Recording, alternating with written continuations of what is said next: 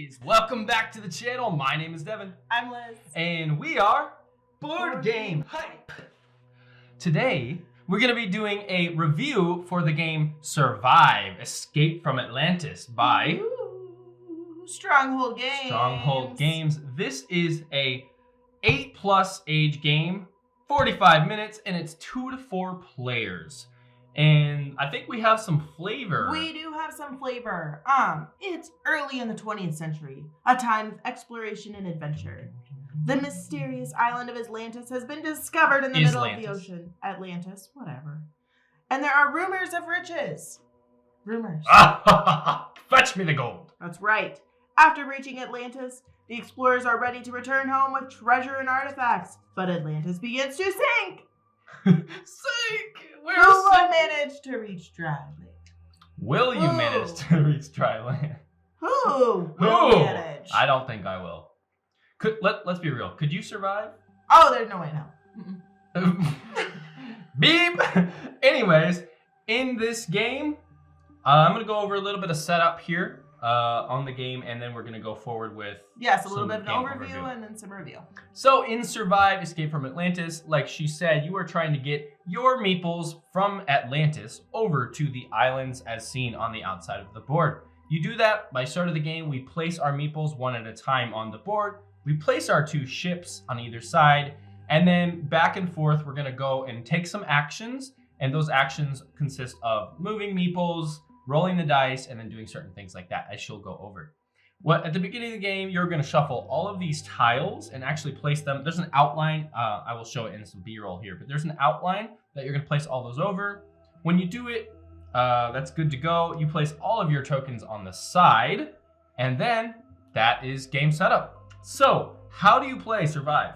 For sure. So, step 1 is you are going to play a terrain tile from your hand. You may do this once per turn. This is if you've drawn a terrain tile with a special red outline. So terrain tiles have green outlines, and red outlines with X's. Green mean you play them right away. Red means you play them at the beginning of your turn. Red with an X means you play them defensively. So when the other players do something you do not like. So for example, like if you're gonna get munched by a shark over here, if you get munched by a shark, there is a tile in here that you can actually play to get rid of that shark, essentially, and you just punch the shark in the head. Exactly. And it went, right away. And so, you're good to go. That's the first thing you'll do. Then you're going to move explorer and or ship tokens. So you can move a total of 3 spaces. That includes wherever you move the ship, wherever you move the people. 3 spaces, that's what you've got to work with. Then you're going to remove a terrain tile. So we start with the beach, and then we do the forest, and then we do the rock and or mountain, so it's to symbolize the island sinking. I do like that. I do like that. Cool. I think that's very on theme. Yeah. And then you're just gonna roll the dice. So we have this great dice. It's got 3 creatures. It's got a sea serpent, a shark, and a whale. Roll the dice, do the corresponding action, and it's the next player's turn. So and on the dice specifically, there is a few different options. There is one, the sea serpent. And when you roll the sea serpent, you get to take one of these awesome looking sea serpent tokens and move that forward 1 space. If it's a whale, you get to move the whale 0 to 3 spaces. And what the whales do is they ruin the boats, essentially sink the boats. Then you can place a shark token. The sharks are really mean and they gobble people up. So if you're in the water, for example, the shark will come get you, you'll be gobbled, and it'll go away. That is the dice. Perfect. That's pretty much it. And then you play until the end of the game. The end of the game is triggered when you either hit the volcano tile. Yes. So at the end of the game, when you reveal one of the volcano tiles from under this rock tile, that is going to trigger end of game, or you get all of your meeples to the other side of the island. That's it. So yeah, let's dive in. Dive actually works really well in this. We're going to dive into the review now, starting with her explaining a little bit about what our review system is. Absolutely. So we review based on 5 main focus areas, and we rate on a scale of 1 to 5. 5 being absolutely best, nothing could be improved because it's amazing. And then all the way down until 1 being tons of room for improvement. Yeah. It was just not a game for us. And 3 is about average. 3 is about average. 3 is considered solid. Starting with the first emphasis, it's going to be components and accessibility. I actually went a 3 on the components and accessibility. And for me, I really enjoy the actual component designs. I think they did a really good job with the wooden components. Yes. I think the boats are probably my favorite thing. They're just 'cause so cute. They're super cute. I mean, we'll show close-ups of it. But I really like the boats. And then I think the tiles, the thickness of the tiles is probably my favorite thing. When it comes to accessibility, it's pretty easy to set up and play. You can get it to the table pretty fast. And yeah, so I gave it a 3. Yeah, I actually also gave it a 3. I love with the tile thickness. So your beach tiles are the thinnest, then your forest, then your rock. So I think that was really like well thought out, a really cool detail that they did. I also love the wooden tokens, and I think the meatballs are very cute. I like the numbers on the bottom are easy to read, easy to see. We forgot about that. So definitely 3 out of 5. Yeah, and I just noticed we did forget at the beginning of the game, there's victory points on the bottom of each meeple. So at the end of the game, whoever scores the most victory points actually is the winner. So that was a little bit of a mistake earlier, but we fixed it. Moving on to the second point of emphasis, which is actually theme and story.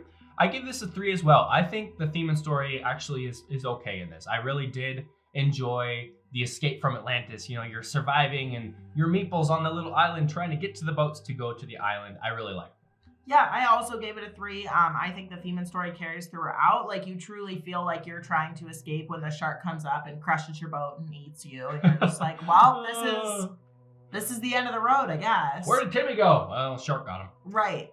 So definitely, I would say a 3 out of 5. 3 out of 5. You want to move on to the next one? Yeah, so then we go into artwork and graphic design. So that one I actually rated a 3 out of 5 as well. I think they did a really nice job. I appreciate how there are these like little key codes on the side of the board. That was really, really helpful as we were playing and especially as we were learning. I think the art on the tiles themselves is very cute. Cutesy. I just like it. But no, overall, 3 out of 5. Yeah, I actually gave the artwork and graphic design a 2. For me, it was a little lackluster. I do enjoy the tops. I really like the tile artwork. And some of the tiles here are really cute. But overall, I feel like they probably could have done a lot more with it. And I think that's spanning off of, this is a 30th anniversary edition. So it's an older game that just kind of revamped with some modernish art. So I think they could have even revamped it a little bit more. Yeah, so really pushed the envelope on it. Yeah, so the third thing we're going to talk about, right? Yes.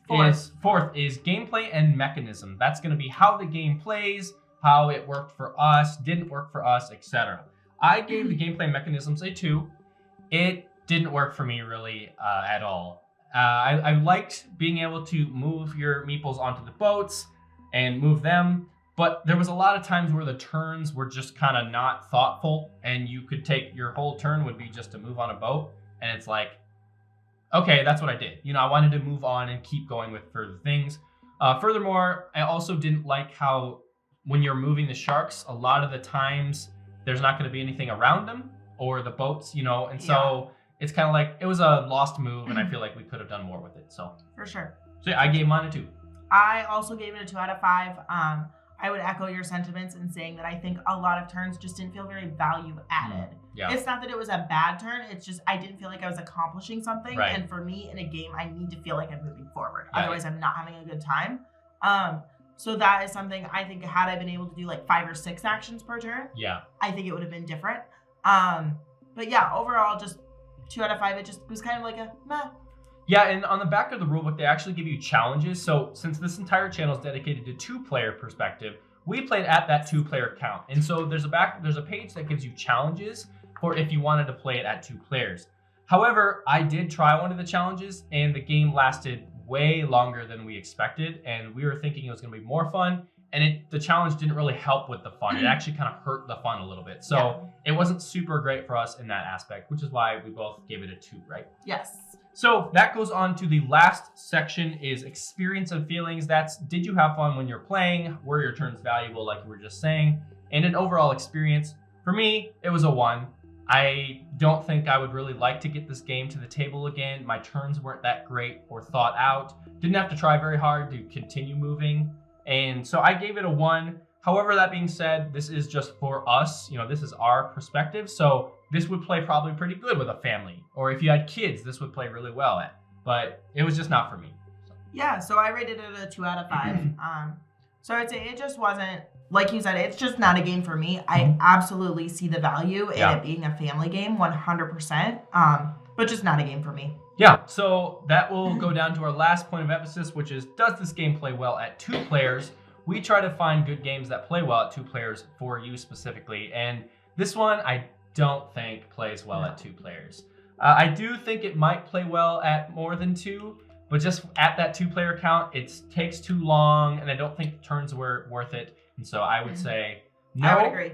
So that would leave me with an overall hype rating of 1.5. Mine was 2. Yours was 2, so this will be our first game in the Fell Square category. And when we say Fell Square, that is essentially a game that's not going to work for us. It may work for you. It's just one that we didn't enjoy, and we're not going to get back to the table. So it's not a bad game. It's just a game that didn't work for us. For us at a 2-player, not recommended. Absolutely. If you had a family with some kiddos between the ages of like 8 and 12, I can see where this would be a blast for them. So so that is gonna be Survive, Escape from Atlantis. My name's Devin. And I'm Liz. And I think we have a song to sing now, don't we? Baby shark do do do do do baby shark do do do do baby shark. I'm gonna go. Baby shark, daddy, mommy shark.